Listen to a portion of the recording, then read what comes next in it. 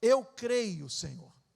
É a resposta de um homem que será o desafio para ser nossa resposta também diante de Deus. João 9, capítulo 9, versículos 35 a 41.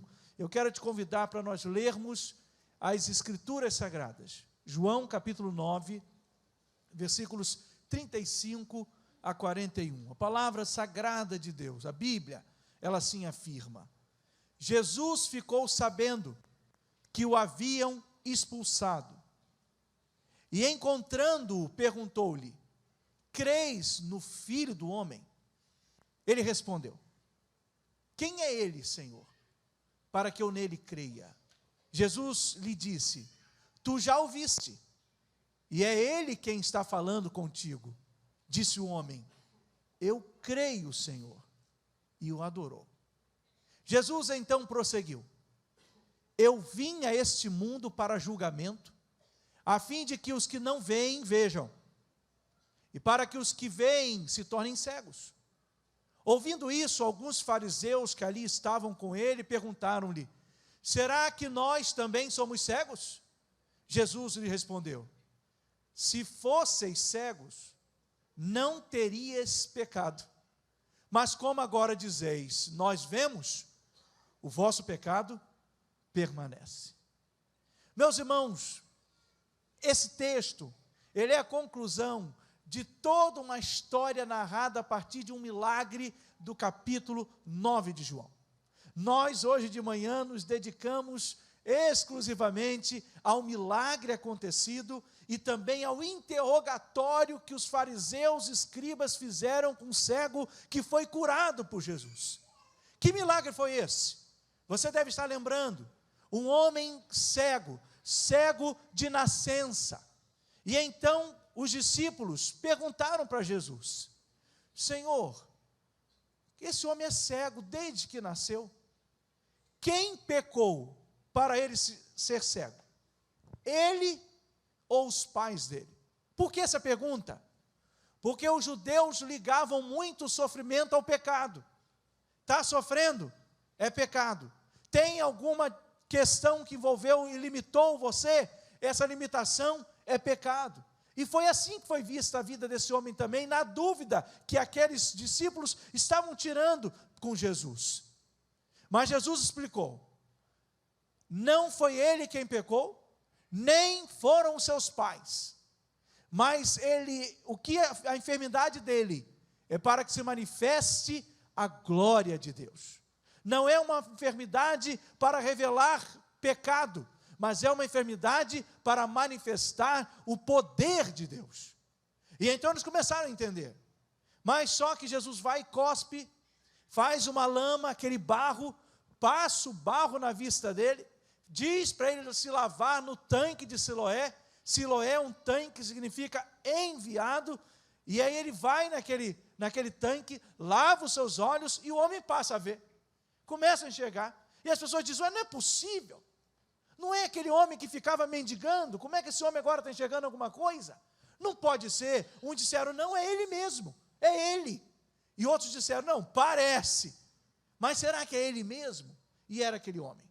E aí ficaram indignados, foram até ele perguntar: olha, quem foi que resolveu o seu problema de visão? Onde está ele?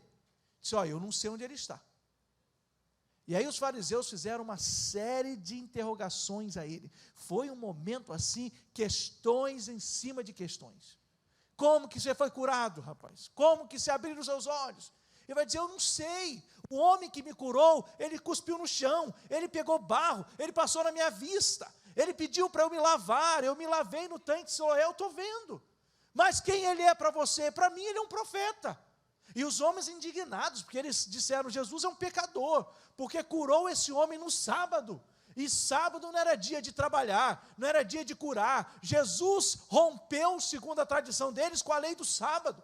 Então como que um pecador pode ser referência de alguma coisa boa? Jesus estava de mãos dadas com aquele homem na visão deles, porque o homem era pecador por estar cego, ter nascido cego, e Jesus era pecador, porque ele rompeu com a lei do sábado.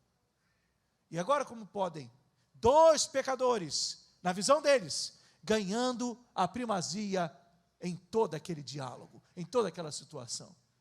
Chamaram os pais. Esse é filho de vocês? Vocês dizem que ele nasceu cego? É isso mesmo? Ele agora está vendo? Os pais disseram, olha, ele nasceu cego. Ele é nosso filho, sim. Agora, como ele está vendo, nós também não sabemos explicar. Mas os pais, preocupados com os fariseus, tiraram o corpo fora. Olha, ele já é de maior. Ele diz para vocês o que aconteceu. Chamam o homem de novo. Coitado deles. Meu filho, como que você está enxergando? Eu já disse para vocês. Isso tudo está em João 9. Tudo escrito lá. Já disse para vocês. Ele passou lama nos meus olhos. Eu me lavei em Siloé, estou vendo. Não pode ser. E tanto interrogatório, até que um momento o ex-cego disse assim, olha, eu explico e vocês não entendem. Vocês estão querendo ser discípulos dele também? Eles ficaram revoltados. E disseram, você é cego, você é um pecador. Jesus um pecador. Como pode você, pecador, querer ensinar alguma coisa para a gente? Ficaram tão zangados, tão revoltados, com a simplicidade e verdade de explicação daquele cego, que fora curado e agora passou a ver, que o resultado foi que expulsaram aquele homem. Há pessoas que não aguentam a verdade. Há o testemunho de Deus na vida das pessoas, que muitas vezes causa escândalo para alguns, que não conseguem entender que Jesus faz assim. Jesus entra nas vidas, e aquilo que parecia o estrago e o fim, Jesus faz um recomeço, põe uma história nova, e aquelas pessoas que poderiam não prestar para ninguém, e ser escórias da sociedade, agora são pessoas que são destaques, porque foram influenciadas diretamente pelo poder de Deus. Para a humanidade há casos perdidos, mas para o poder de Deus, tudo posso, naquele que me fortalece. Não foi a experiência do apóstolo Paulo? Eu posso ter experiências de bondade ou de coisas decepcionantes. Eu posso viver momentos de refrigério ou momentos de baixa, mas eu estou com Deus, eu vou vencer, eu vou caminhar com Ele, eu posso enfrentar essas situações com Ele. As pessoas não conseguem compreender muito bem isso. Como nós podemos ter tanta certeza de que nós vamos avançar?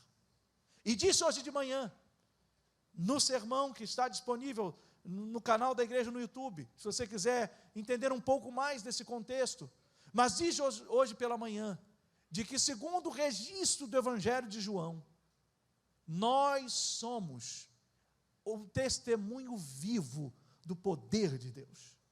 Cada milagre, cada ação, cada gesto, cada manifestação de Deus em nós e por nós, faz de nós a viva manifestação e expressão da glória de Deus. A cura daquele cego exaltava a glória do Senhor. E eles não gostavam de Jesus, mas agora estavam diante de um fato. O homem era cego e Jesus o curou. O homem testemunha, abre a boca e diz, eu sou resultado do milagre de Jesus, querendo vocês ou não. Esse homem que vocês chamam pecador, se é pecador eu não sei, eu só sei que ele me limpou os olhos, e eu vi, e estou vendo. Só que o resultado vocês já viram. Depois de tudo isso, dessa verdadeira inquisição com aquele homem que fora curado, termina com a expulsão dele. Expulsam aquele homem. Só que tem um detalhe. Que coisa boa. A Bíblia diz que Jesus ficou sabendo que ele foi expulso. Jesus sabe das coisas. Jesus conhece as coisas. Jesus não é insensível às pessoas. Sabe aquela sua dor de madrugada que ninguém está perto, mas você está sofrendo, está chorando, está na luta? Deixa eu dizer para você, Jesus ficou sabendo, porque Ele está vendo você. Sabe aquela decepção que você enfrentou? Jesus ficou sabendo, porque Ele presta atenção em você. Diante dos momentos da alegria, Jesus também fica sabendo, porque Ele celebra conosco. Mas em todos os dilemas da nossa vida, em todos os vales e momentos mais complexos que você possa estar vivendo ou tenha experimentado, você não passou sem ser notado pelo Senhor. Jesus ficou sabendo, porque você é alvo do olhar de Jesus.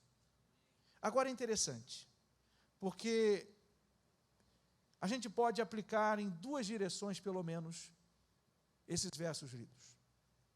A primeira é que Jesus busca o ser humano. Jesus não só fica sabendo. Jesus é impressionante, porque a Bíblia diz que ele foi ao encontro do ex-cego que ele havia curado. Percebem o contraste entre a sociedade e Jesus? A sociedade, os religiosos, as lideranças imponentes, expulsaram o homem que foi curado. Jesus, que é o Rei dos Reis e Senhor dos Senhores, ficou sabendo e buscou aquele homem que fora curado. É esse o jeito de Jesus. Ele vai sim ao encontro. Jesus busca. Os judeus expulsaram aquele homem do templo, mas o Senhor do templo o achou, já dizia Crisóstomo. Que coisa linda! O templo colocou aquele homem para fora, aí o dono do templo colocou aquele homem para dentro. Jesus jamais permitirá que você carregue sozinho o seu testemunho, porque Ele sabe que por causa do testemunho dele, você poderá sofrer retaliações, perseguições e tristezas. Então Ele não deixa você sozinho no testemunho. A Bíblia prova. Jesus foi para o céu, mas Ele prometeu, olha, ficai reunidos em Jerusalém, porque vocês receberão o meu Espírito. Eu estarei com vocês sempre, sempre. Jesus está conosco pelo seu Espírito, não nos deixou sozinhos, órfãos. E quando lemos em Atos, no capítulo 1, no versículo 8, nós vamos ver que houve um movimento do Espírito, e os crentes, os servos, receberam poder. Para quê? Para serem testemunhas. Nós não somos testemunhas sozinhos, nós somos testemunhas no poder do Espírito Santo de Deus. Então, o seu testemunho, ele é acompanhado. Você não está sozinho. Jesus está com você. Jesus é sempre fiel a quem lhe é fiel. É impressionante. Alguém pode expulsar. Alguém pode colocar a pessoa à margem. Alguém pode escolher não dar muito crédito ao que aconteceu na vida de alguém. Mas Jesus é diferente. Jesus busca. Jesus busca. Lembro-me de um dos hinos que cantamos, que diz, buscou-me com ternura, Jesus, o bom pastor. Achou-me na miséria, mas salvou-me com amor. É esse o jeitinho de Jesus. Em outras palavras, deixa eu ser muito sincero e honesto com você. Você não está aqui hoje, celebrando a Deus, cultuando a Deus, porque você é um ser maravilhoso por si só. Porque eu sou muito lindo e o máximo, olha que coisa. E você diga assim, eu também sou pastor e eu estou aqui porque eu tenho merecimento. Não, eu merecia, eu tenho o perfil de ser crente. Nossa, eu tenho a cara da Igreja Batista. Não, não foi assim não. Eu e você. Como é que fala abaixo? Isso para vocês. Eu e você, nós não valemos nada. Você que está em casa, escutou? Você não vale nada. Nada. Só que Jesus foi e disse o seguinte, Silvio, você não vale nada, mas eu vou buscar você. Entende? Eliude, você não vale nada, mas eu vou buscar você. E aí aqui reside o nosso valor. Não em que temos algo precioso em nós mesmos, mas por causa daquele que se interessou e nos buscou. Paulo chegou a revelar isso. Nós temos esse grande tesouro em vasos de barro, para que a glória seja do Deus de amor. Jesus busca, Jesus se interessa, Jesus ama. Então também eu quero dizer para você que você não deveria sair daqui dizendo, eu sou o máximo e eu estou aqui porque eu sou bom, porque não é verdade, é porque Jesus te buscou. Mas também eu queria que você não saísse daqui com o outro lado da moeda, e dizendo assim, pastor, eu acho que nem Jesus me quer. Deixa eu dizer para você, a Bíblia revela, a Bíblia esclarece, você pode desistir de você, até a sua mãe pode desistir de você, mas Deus nunca desistirá de ninguém. É assim que ele é. Expulsaram o cego, o ex-cego. Jesus foi atrás dele. Não é assim que faz, não. Não é assim que trata os meus. O mundo abandona, o mundo ridiculariza, mas Jesus busca. Segunda aplicação. Jesus se revela como Filho de Deus. Por que é importante? Por que Jesus trabalha nesse caminhar, revelando-se como Filho de Deus? Porque aquele homem estava conversando com Jesus. Percebe que Jesus começou a falar sobre crença com ele, e ele precisava saber que crença em quem? Jesus começa a explicar: sou eu. Esse sou eu, você está vendo ele. E quando ele entende que Jesus é o Filho de Deus, aquele homem diz o seguinte: sim, Senhor, eu creio. Ele responde. Jesus se revela como Filho de Deus. Jesus coloca diante daquele homem a grande verdade de que ele é a plenitude, de que ele é tudo que ele precisava. O castigo que ele havia recebido dos homens para entrar no ostracismo, Jesus o retira de lá, ao mostrar para ele o Filho de Deus que falava com ele. Qual é a recompensa, irmãos, de quem se aproxima de Cristo? É conhecê-lo mais. Quanto mais perto de Cristo, mais eu conheço. Então isso é um privilégio, irmãos. Quanto mais eu me aproximo de Cristo, mais eu tenho a bênção de receber conhecimento dele. Mas João termina esse relato com aquela forma que pareceu assim um pouco esquisita. Por que falar esse negócio de quem é cego? Se vocês fossem cegos, aí vocês não teriam pecado. Por que quem vê, então, está cego? Jesus está fazendo uma conclusão de todo o capítulo com eles, e mostrando para eles o que de fato eles são. E é interessante que Jesus ele tem plena condição para julgar com retidão as pessoas. Cada vez que uma pessoa se encontra com Jesus, ela emite um juízo sobre si mesma. A pessoa encontra com Jesus, a pessoa ela consegue perceber-se na sua cegueira. Só encontra-se com Jesus e não consegue perceber-se na sua cegueira aquele que se acha bom demais, vaidoso demais e entende que não tem necessidade de ajuda. Só fica forte, irmãos, quem chega para Jesus e reconhece a sua fraqueza. Só muda de vida quem chega diante de Jesus e reconhece que está sujo. Só aquele que consegue diante de Jesus enxergar o seu próprio pecado é perdoado. O altivo, o que se diz perfeito, e aquele que até olha para Jesus e tem a audácia de dizer que ele seria o pecador por quebrar uma lei de sábado, esse é cego, porque os olhos ainda não foram abertos. Esses são os verdadeiros cegos. É isso que Jesus queria dizer para aqueles fariseus. Quanto maior for o conhecimento, maior será a condenação de quem não reconhece o bem quando ele está diante dos seus próprios olhos.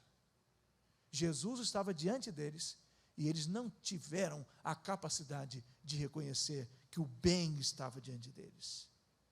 Por isso eles eram cegos. Jesus falou com eles: se vocês fossem cegos, vocês não teriam pecado não. Mas vocês veem, e vocês me viram, mas não me reconheceram. Os seus olhos, na verdade, estão fechados. Estão fechados. Seus olhos estão fechados. Conta-se que um dia um menininho estava em casa e muito feliz, porque nasceram os filhotinhos da sua gata. E ele falou: mas é muito gato, o que eu vou fazer com um monte de filhote de gato aqui em casa? E a mamãe autorizou: você pode sair vendendo, você faz seu dinheirinho, vai achar um lar para esses gatos, e você vai achar um dinheirinho. E aí quando ele estava rodando, ele chegou numa casa, e ele disse: queria que vocês comprassem meus gatinhos. Compra, moço, meu gatinho. compra o meu gatinho, compra esses gatinhos. Olha, são gatinhos incrédulos, mas compra os meus gatinhos. Aí ela, moça, que gatinho incrédulo? Moça, eu não quero menino, não quero gato, não. Ele não desistiu. No segundo dia, ele foi em outra casa com a cestinha cheia de gato, bateu na porta, disse: compra meus gatinhos, por favor. Compra um gatinho só. São gatinhos incrédulos, mas compra meus gatinhos. Ele disse: quero gato não, menino. Quero gato não. Chegou o terceiro dia. Aí no terceiro dia ele chegou numa casa, bateu, só que olha que situação. 2 anteriores estavam todo mundo na mesma casa. Bateu na porta e disse para a dona assim: compra meus gatinhos, por favor, compra meus gatinhos. E ele disse assim: são gatinhos crentes. Como é que é, menino? São gatinhos crentes.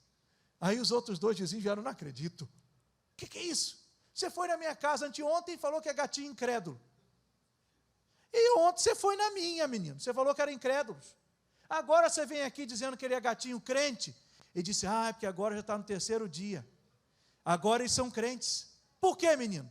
Que agora eles já abriram os olhinhos. Agora eles são crentes. Porque agora os meus gatinhos já abriram os olhinhos. Meus irmãos, só é crente, cristão, servo de Jesus, quem abre os olhinhos. Mas pastor, está aberto. Não estou falando desse aqui não. Estou falando dos olhos da alma, os olhos do coração.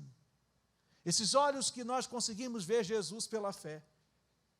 Olhos que vão mostrar para nós que nós cremos em Jesus como Filho de Deus.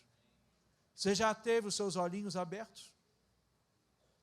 Entendem por que aqueles fariseus eram cegos? Enxergavam com a beleza, mas só por fora. A alma deles estava cega. E Jesus disse: o cego vê melhor que vocês. Mas vocês estão cegos. Se fossem cegos, não teriam pecado. Mas já que veem, estão literalmente cegos. Porque o coração deles estava fechado. Eu gostaria muito que você nessa noite abrisse os seus olhos. Pastor, o senhor quer que a gente abra os olhos para ver sua igreja? Não. Não estou querendo que você abra os olhos agora te falando de igreja. Igreja é muito importante e é muito natural. É uma consequência. Mas primeiro tem que abrir os olhos para ver Jesus. Só quem abre os olhos e vê Jesus muda de vida. Era um cego. A primeira coisa que ele viu foi Jesus. Abriu seus olhos. Aquele homem me curou. Eu não sei quem ele é, eu não sei onde ele está, mas ele viu Jesus. De repente, nessa noite, os olhos da sua alma estão precisando do toque do dedo de Jesus passando aquele lodo, aquele barro, sabe? É a melhor coisa. Jesus cuspiu e limpou e sujou, passando barro, mas mandou ele ir a Siloé. Há possibilidade de acontecer com você agora a mesma coisa. Há possibilidade agora de você ter barro nos olhos e sair limpo em Siloé. Nesse mesmo momento.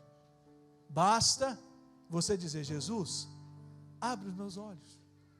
Eu entrego minha vida ao Senhor. Abre os meus olhos. Eu ponho minha vida nas tuas mãos. Abre os meus olhos. Eu reconheço que o Senhor é a luz do mundo. Você quer entender? Está na hora de você sair daqui com seus olhinhos abertos, vendo Jesus, entendendo. Alguém com muita sensibilidade espiritual, eu não tenho dúvida, registrou um lindo hino do cantor cristão, um testemunho pessoal, que se transformou no testemunho de muitas pessoas, no meu e de todos que servem a Jesus. Todas as pessoas que servimos Jesus, um dia dissemos assim: eu andei muito cego, muita coisa. Cego e perdido, longe, longe do meu Salvador, mas da glória desceu. Seu sangue verteu para salvar um tão pobre pecador. E aí é o testemunho da nossa vida, porque a gente sabe como que nossos olhos foram abertos. Foi na cruz, onde a gente viu o nosso pecado castigado em Jesus, e ali, pela fé, os meus olhos abri, e eu agora me alegro em sua luz. Deixe Jesus abrir os seus olhos. Deixe Jesus abrir os seus olhos.